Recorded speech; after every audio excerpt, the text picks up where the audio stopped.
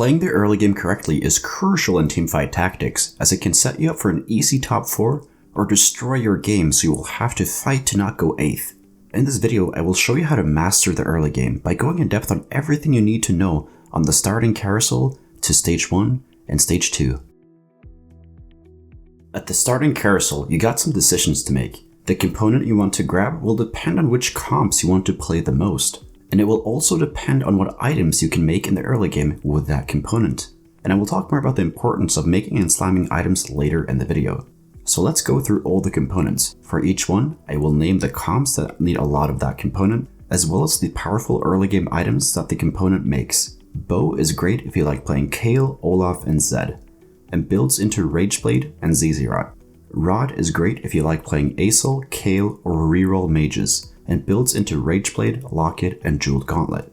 Sword is great for Olaf and Tryndamere comps, but it only builds into Zeke's early game.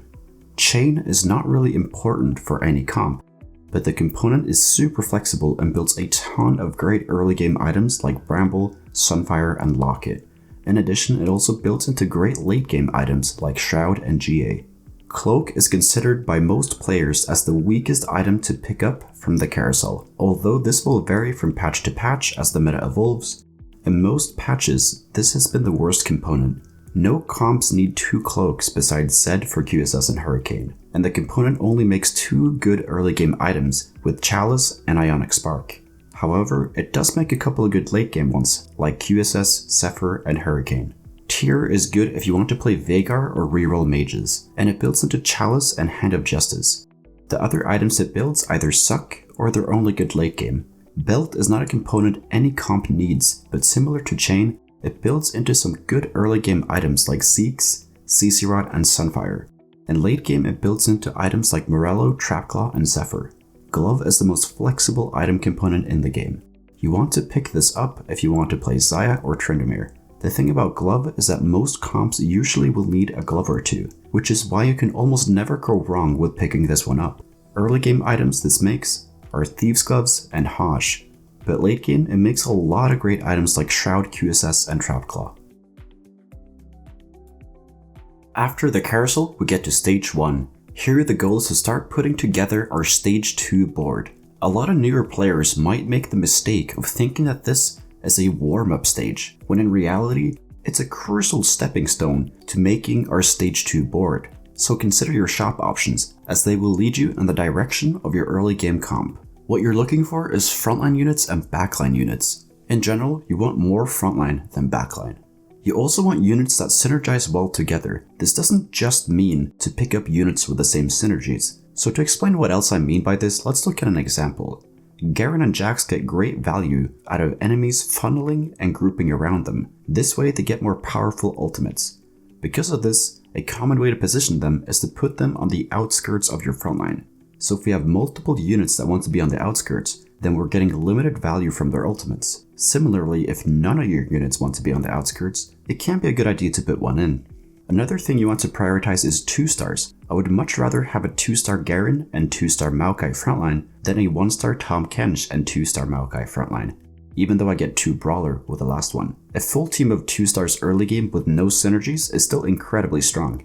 I'll put up a tier list of the different synergies that I prioritize in the early game. One thing to note here with this tier list is that it's assuming equal amount of 1-stars and 2-stars of each one. I'll also put up a tier list of units that I prioritize in the early game. One thing to note here again is that units of each cost are being compared to other units of their same cost.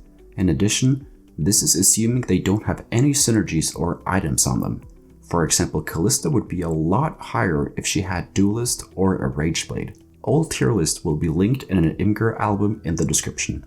Now that you know what units and synergies to prioritize, let's look at the ways you can get an edge from playing stage 1 correctly. To do this, I'll show you an example from a coaching session I had a couple of days ago. Here, he had a lot of different options and routes to go from. The first option is to go for Garen and Nidalee for 2 Warlords. The great thing with this choice is that the units start stacking up the Warlord buff on the PvE rounds, even when they don't have the synergy active. And hitting 3 Warlords at some point in stage 2 is very doable. In addition, you have Wukong in the shop as well, so here we have already formed a decent level 3 board with Nidalee, Garen, and Wukong. The second option is to go for 2 cultists with TF and Elise. Much like with Warlords, getting 3 cultists in on stage 2 when you already have 2 of them is very doable. The third option is to pick up Tahm Kench. This is to try and look for a brawler start with either Nidalee or TF as the backup carry. I personally think that you are always playing Garen and Nidalee here, and you want to pick up Wukong for 2 vanguards as well, but it's still important to consider your different options. Another small thing to note about stage 1-3 is that you want to play units that you are most likely to keep. So say for example you have 2 Maokais and a TF. You want to play the 2 Maokais and hold the TF on your bench. Newer players might think that this is weird to play 2 of the same unit, as you rarely would do that on stage 2 and onwards. You have 0 gold after buying the Maokai pairs from the shop, and now a Kindred gets dropped from the orb. You have a Diana in your shop that you want to buy for 2 spirit, so you sell TF to pick her up. This is fine and we're happy, but if we played TF and 1 Maokai, we would have to sell the Maokai pair for a Diana, and in my opinion, that is not worth it. One last thing to note about stage 1-3 is that some units can solo it. What does that mean and why does that matter, you ask? Let's take a look at this situation. Here I have 9 gold, and I can sell one of my Tahm Kenches to make 10 gold already on 1-3. This will not happen too often, but if it does, it's nice to be able to take advantage of the situation. Here are the ones that are currently known, and this is being updated if any new discoveries are being made, so I will link the Reddit post in the description and give a quick shout out to u/rainbash on Reddit for making this. Once you get to stage 1-4, the same things that applied in stage 1-3 applies here too. The biggest difference with stage 1-4 is that you have already gotten most of your drops. And in TFT, we have set openers, which means that you will get a fixed amount of gold and items every time. There are 4 openers in set 4.5 at the time of making this video, and they are 3 items with 5 or 6 gold, 3 items with 2 or 3 gold and an Ego's help, 2 items with 10 to 12 gold, and 1 item with 14 to 18 gold. The most common opener by far is the 3 item with 5 to 6 gold. The 2 item one and the 3 item with Nikos are uncommon, but still happen every now and then, and the 1 item with a bunch of gold is very rare. Now with these openers, we can assume what we're getting from the PvE round on 1-4. If we haven't gotten gold yet, we are guaranteed to get at least 3 and 6 gold most of the time. This information is really helpful. If we have to make a decision on what unit we're going to sell in order to buy a different one, we can just wait until we get gold and then decide. The final decision you will make on 4-1 is whether or not you're going to pre-level to 4. This means that you buy 4 XP so you naturally hit level 4 on 2-1. There are 2 reasons for doing this. Number 1, at level 4, you have a 40% chance of getting a 2-cost chosen, and they are incredibly powerful in the early game. Second reason is that at level 4, we get a better shop, as we get access to 3-cost units and also have a higher chance of hitting 2-cost units. The downsides of pre-leveling is that you will be hitting your first 10 gold later, and also if you find a good chosen to play reroll comp, you're gonna have a harder time hitting since you have worse odds. In addition, pre-leveling when your board sucks might not even help. Sometimes the play is to not pre-level and save the gold to rush 10 instead. But all in all, I would say I pre-level in about 80% of my games if I can afford to do so, and this is mostly due to getting that 2-cost chosen. And then we get to stage 2. Here our goal is to save as much HP as possible, while making as much money as possible. The first thing we need to figure out is, can I win streak this game? The things you need to look at to find that answer is, how many 2-stars do I have? How many good synergies do I have? Do I have a good chosen? Can I make any strong items that are also useful late game? And how many of the other 7 people do I beat? Once you have analyzed the situation, you decide whether or not to level to 4 in order to win streak. And then the next step is to make items. So when it comes to making items, there are 2 things that you need to consider. How strong is the item for my current board? And how useful will it be late game? To answer this question for you, I have made an item graph that showcases how flexible an item is, while also showing how strong it is. For example, RFC is really strong on Kayle, Zed, and Olaf, but those are the only units that really want that item, therefore it's not flexible. Another thing to note with this graph is that it needs a 3rd axis for how good is this in the current meta. Shroud of Stillness is a perfect example of an item that can be insanely strong or be kinda useless. If there's a ton of powerful mage comps in the meta, then Shroud will go up in value as it directly counters those comps. But this graph unfortunately does not take that into consideration. So once you've decided that you want to make an item, you need someone to put it on. This is what item carriers are for. Say you want to play Kale this game, but Kale is a 4 cost and is rarely seen until stage 4. Therefore, we find a unit that can utilize Kale items well, like for example Teemo. Once we find Kale, you will sell the Teemo and transfer the items over to her. This way, we're getting value from the items at every stage of the game, instead of them just sitting on our bench, wasting power while we're waiting to hit Kale. The next thing we need to do is to position our team. Some basic positioning tips in the early game is to not put your units in the middle like this. The reasoning is that you want your team to focus down one unit at a time. Here, your team will be targeting 2 different units, while the enemy team is taking down Tahm Kench first. Another reason as to why this is bad is because of assassins. Here Zed will jump over and walk straight to TF.